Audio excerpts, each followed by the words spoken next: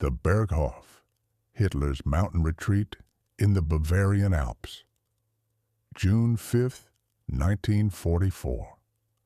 The storm that had been battering the English Channel for 3 days showed no signs of letting up. In his study overlooking the mountains, Adolf Hitler reviewed the latest intelligence reports with the satisfaction of a man whose strategic instincts had once again proven superior to his generals. The Führer had been right all along. The Führer had been right all along. The invasion, when it came, would strike at Pas-de-Calais. Every piece of intelligence confirmed it. The Phantom 1st United States Army Group, under Patton, positioned opposite the narrowest point of the channel, the concentration of landing craft, the bombing patterns, the resistant sabotage. All of it pointed to Calais. Normandy, if the Allies landed there at all, would be nothing more than a diversion, a feint to draw German forces away from the real objective. Hitler's defensive strategy, Hitler had structured his entire defensive strategy around this conviction. In the months leading up to this moment, he had personally taken control of the Panzer reserves, the armored fist that could smash any invasion. His generals, Rommel and Rundstedt, had argued bitterly about where to position these divisions. Rommel wanted them close to the beaches, ready to throw the invaders back into the sea within hours. Rundstedt preferred holding them inland, to be deployed once the Allied intentions became clear. Hitler had chosen a third path. The Panzer divisions would be held under his personal control. Only he could authorize their deployment. Only he possessed the strategic vision to see through Allied deceptions. His generals, for all their tactical skill, lacked his intuitive grasp of the enemy's thinking. A Byzantine command structure. This decision had created a command structure of Byzantine complexity. Field Marshal Gerd von Rundstedt commanded all forces in the west, but Field Marshal Erwin Rommel commanded Army Group B, which controlled the actual invasion coast, reporting directly to Hitler as well as through Rundstedt. The Panzer divisions belonged to yet another command structure, and every major decision required Hitler's personal approval, the Führer's daily routine. The Führer's daily routine had become increasingly nocturnal. He rarely rose before noon, spent his afternoons in conferences and briefings, took dinner late in the evening, then held court with his inner circle until 3 or 4 in the morning. On this night, June 5th, his schedule followed its usual pattern. The weather reports pleased him. The storm made invasion impossible. The Allies would not risk their vast armada in such conditions. Even their meteorologists, inferior as they were to German weather science, would see the futility of attempting a crossing. Rommel had seen it too. The Field Marshal had left his headquarters in France 2 days earlier, driving to Germany to visit his wife Lucy for her birthday on June 6th. Before departing, he told his staff that the weather made invasion unlikely for at least another 2 weeks. He planned to continue from his home to meet with Hitler at the Berghof to make one final appeal for control of the Panzer reserves. The irony would become apparent only in retrospect. On the night of June 5th, the supreme commander of German forces in the West was at his headquarters, far from the coast. The commander of the forces actually defending Normandy was in Germany, and the Führer, who controlled the armored reserves that could decide the battle, was preparing for bed in his mountain retreat, convinced that when the invasion came, it would come somewhere else entirely. Hitler's isolation at the Berghof was both physical and psychological. The mountain compound built into the Obersalzberg above Berchtesgaden had become his primary residence. He had spent most of the past 4 months there, away from his military headquarters in East Prussia, away from Berlin, away from the front lines. His world had contracted to this alpine fortress where he was surrounded by his personal staff, his secretaries, his adjutants, his physician, the small circle of intimates who shared his late-night monologues. The military situation reports arrived by teleprinter and telephone, filtered through layers of staff, often delayed by hours. Hitler's chief adjutant, General Wilhelm Burgdorf, controlled access to the Führer. His military adjutants, representing the various branches of the Wehrmacht, managed the flow of information. They had learned to present news in ways that would not trigger the Führer's legendary rages, that waking him from sleep for anything less than a catastrophe risked severe consequences.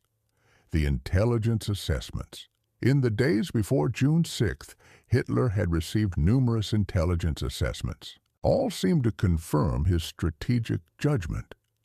The German intelligence service, the Abwehr, reported that Allied forces remained concentrated opposite Calais.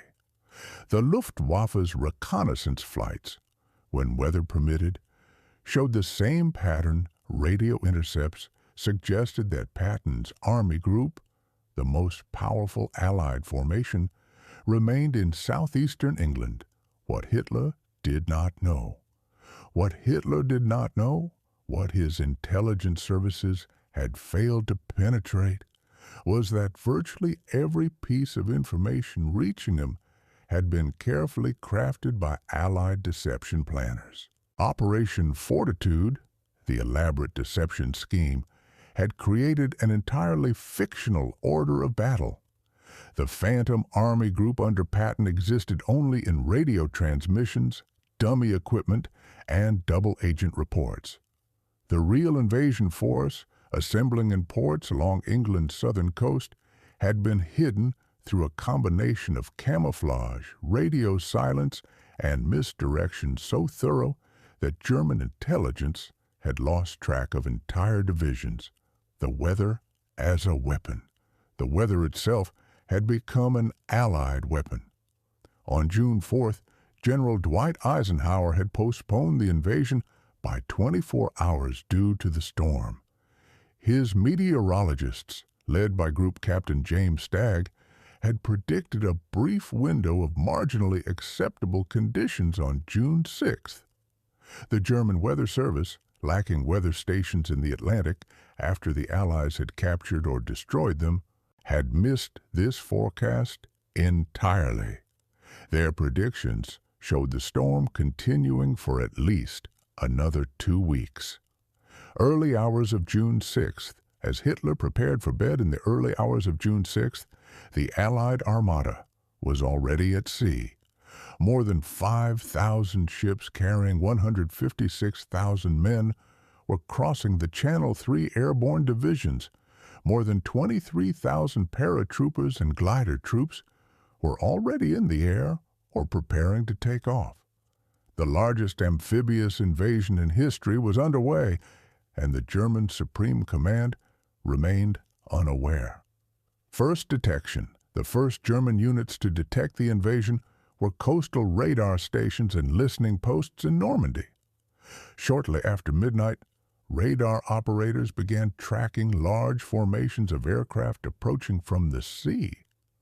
At first, the contacts seemed consistent with the bombing raids that had pounded French targets for weeks. But the scale was unprecedented. The aircraft kept coming, wave after wave, and they were slowing down as they approached the coast, as if preparing to drop something. 1:30 a.m., parachute landings. At 1:30 in the morning, soldiers of the 716th Infantry Division, holding positions near the town of Sainte-Mère-Église, heard the drone of aircraft engines. Minutes later, the sky filled with parachutes. American paratroopers of the 101st Airborne Division were landing directly on top of their positions. Similar scenes unfolded across a broad stretch of the Cotentin Peninsula as two American airborne divisions dropped into Normandy. The reports flow up. The reports began flowing up the German chain of command. Parachute landings, large scale, multiple locations. But what did it mean? Was this the invasion? Or was it a raid? A diversion? The weather made a major invasion seem impossible, and the landings were in Normandy, not Calais, where all intelligence indicated the main blow would fall. General Erich Marx. General Erich Marx, commander of the 84th Corps defending this sector, was in his headquarters when the reports arrived. It was his birthday, June 6th, and he had been celebrating with his staff. The party ended abruptly. Marx, who had lost a leg on the Eastern Front, immediately grasped the significance. This was no raid. This was the invasion. He began issuing orders, moving his limited reserves toward the drop zones, requesting reinforcements from higher command. But the reinforcements Marx needed, the Panzer divisions that could crush the airborne troops before they consolidated their positions, were not his to command. They belonged to Hitler. And Hitler was asleep at the Berghof, more than 800 kilometers away. General Alfred Jodel's dilemma. General Alfred Jodl, chief of the Wehrmacht operations staff, was at the Berghof with Hitler. When news of the parachute drops reached him around 3 o'clock in the morning, he faced a dilemma. Should he wake the Führer? The reports were still fragmentary. The situation remained unclear, and Hitler had given explicit instructions that he was not to be disturbed during his sleep hours except for emergencies of the highest order. Jodl decided to wait. Let the situation develop. Let more information arrive. The Führer needed his rest. There would be time to inform him once the picture became clearer. 6:30 a.m. The beaches. As dawn broke over Normandy, the situation became catastrophically clear. At 6:30 in the morning, the first waves of infantry hit the beaches. Utah Beach, Omaha Beach, Gold Beach, Juno Beach, Sword Beach, 5 invasion beaches stretched across 80 kilometers of Norman coastline. Thousands of landing craft disgorged troops and vehicles under covering fire from battleships and cruisers.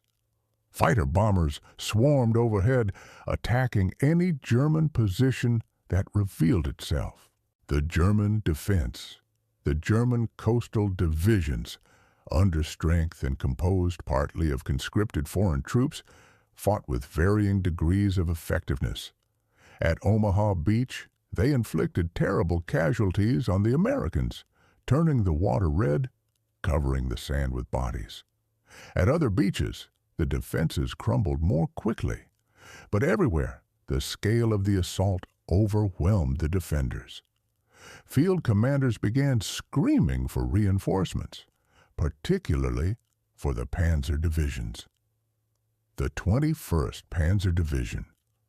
The 21st Panzer Division, positioned near Caen, was close enough to potentially reach the beaches within hours, but it could not move without authorization from higher command, and higher command could not authorize its movement without Hitler's approval. At the headquarters of Army Group B, Rommel's chief of staff, General Hans Speidel, tried desperately to get authorization.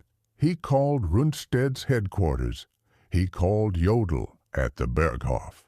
He called every command authority he could reach. The answer came back: wait for the Führer's decision. The Führer was sleeping. The Führer would be informed when he woke. 10 a.m. Hitler finally rose. Around 10 in the morning, Hitler finally rose. His adjutants brought him the news.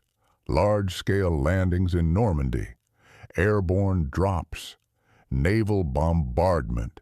But even now, even with the invasion underway, Hitler's first reaction was exactly what his strategic instincts had prepared him to believe.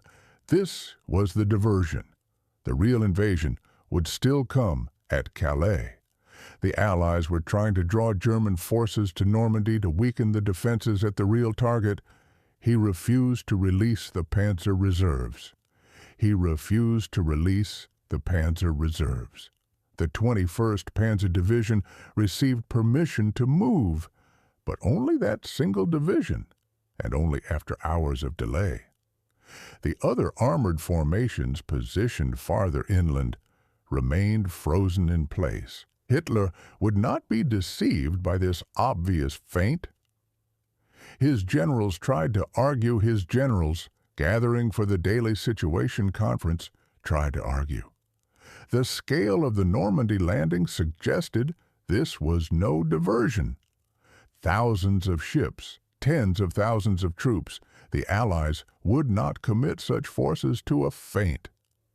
But Hitler remained unmoved. He had been right about everything else. He had predicted the invasion would come in the summer of '44. He had predicted the Allies would try to deceive him about the location. Now they were executing that deception, and he would not fall for it. The consequences unfold.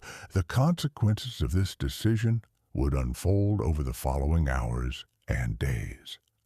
The 21st Panzer Division, moving piecemeal toward the coast, was caught by Allied fighter bombers and suffered heavy losses before reaching the battlefield.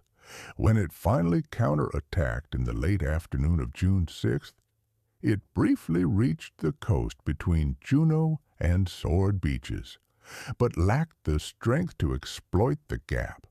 By nightfall, it had been pushed back. The other Panzer divisions remained immobilized.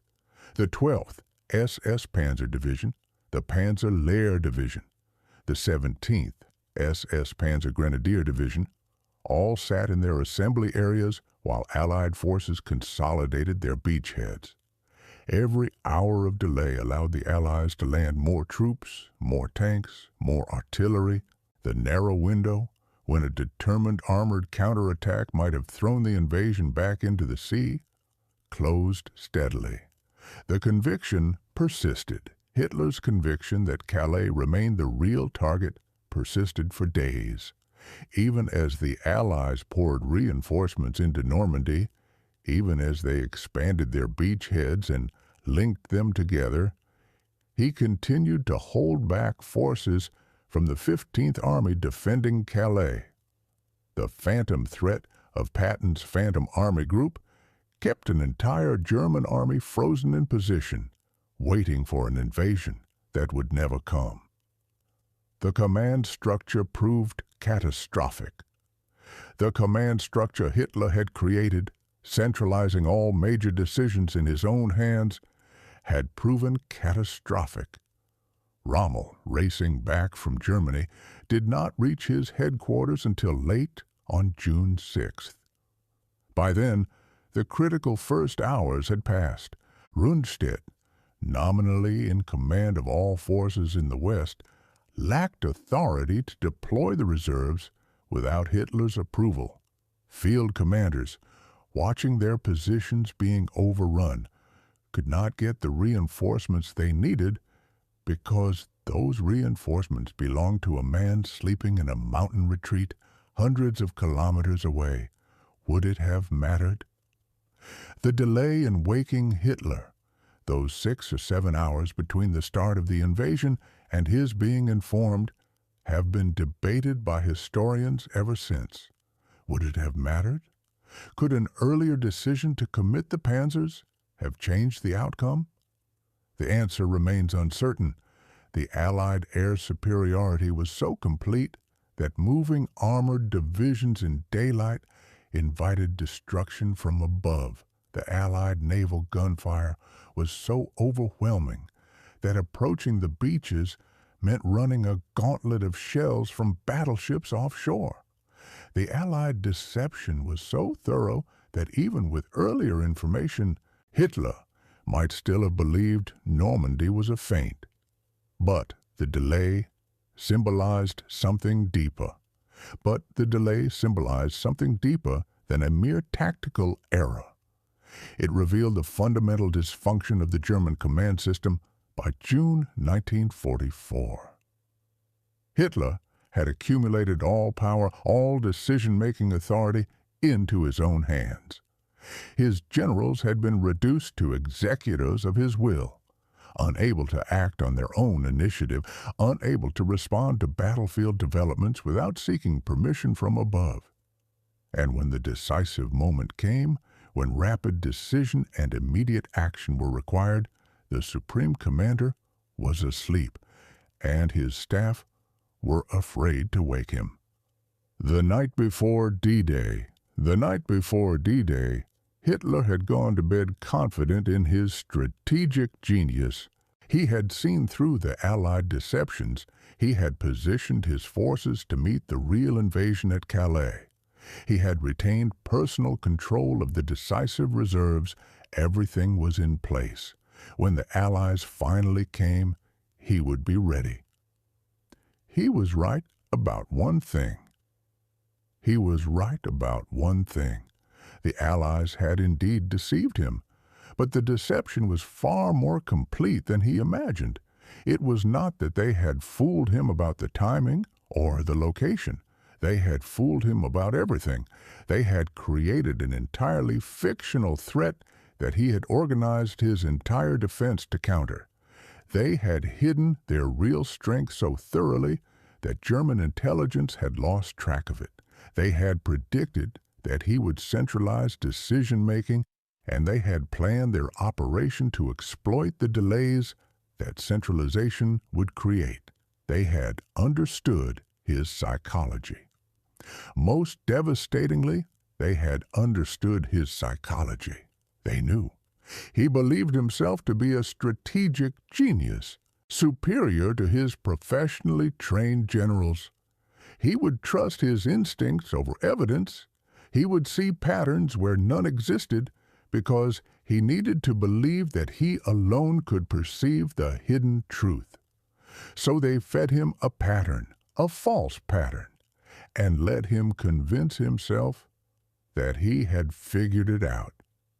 The morning of June 6th, on the night of June 5th, 1944, Adolf Hitler went to sleep believing he had mastered the situation. By the time he woke on June 6th, the situation had mastered him. The invasion he had prepared for had arrived, at a place he had discounted, at a time he had thought impossible. In a manner, his command structure was ill-equipped to counter the Panzer reserves he had hoarded so carefully would arrive too late, in too little strength, to change the outcome. The aftermath, the Allies established their beachhead. Within a week, they had landed more than 300,000 troops. Within a month, they had broken out of Normandy and begun the liberation of France. The war that Hitler had started in 1939 would return to Germany itself, carried by the armies that had landed on those Norman beaches while he slept in his mountain retreat. The silence of that night, the night before D-Day, Hitler said nothing that was recorded for history. He spoke no prophetic words, made no dramatic statements. He simply followed his usual routine, stayed up late, and went to bed convinced of his own strategic superiority. That conviction, that absolute certainty in his own genius, was perhaps the most consequential thing about that night. It meant that when his staff finally did wake him, when they brought him the news that the invasion had begun, His first instinct was to dismiss it as a diversion. It meant that the hours when decisive action might have mattered were spent waiting for a decision from a man who had convinced himself he already knew what the Allies would do. What the silence reveals. The silence of that night, the absence of any recorded statement, speaks more eloquently than any speech could have. It reveals a man so isolated, so surrounded by yes men and filtered information, so convinced of his own infallibility, that he had lost the ability to perceive reality. The storm that made invasion impossible was not impossible. The intelligence that confirmed his theories was manufactured. The command structure that gave him total control had paralyzed his armies. The absence, when historians examine what Hitler said the night before D-Day, they find mostly absence. Absence of awareness, absence of preparation, absence of the flexibility and responsiveness that military success requires. That absence, that void where decisive leadership should have been, was filled only by the supreme confidence of a man who believed he could not be wrong. He was wrong, and by the time he realized it, more than 150,000 Allied soldiers were ashore in Normandy, and the beginning of the end had arrived. Conclusion: if this story of strategic blindness, of deception and miscalculation, of a leader too convinced of his own genius to see reality, has moved you, subscribe to Frontline America, World War II, right now. Hit that like button and share this with anyone who wants to understand how Hitler slept through the most consequential hours of D-Day. Drop a comment. Do you think waking Hitler earlier would have changed the outcome? And where in the world are you watching from? Thanks for watching, and we'll see you in the next one.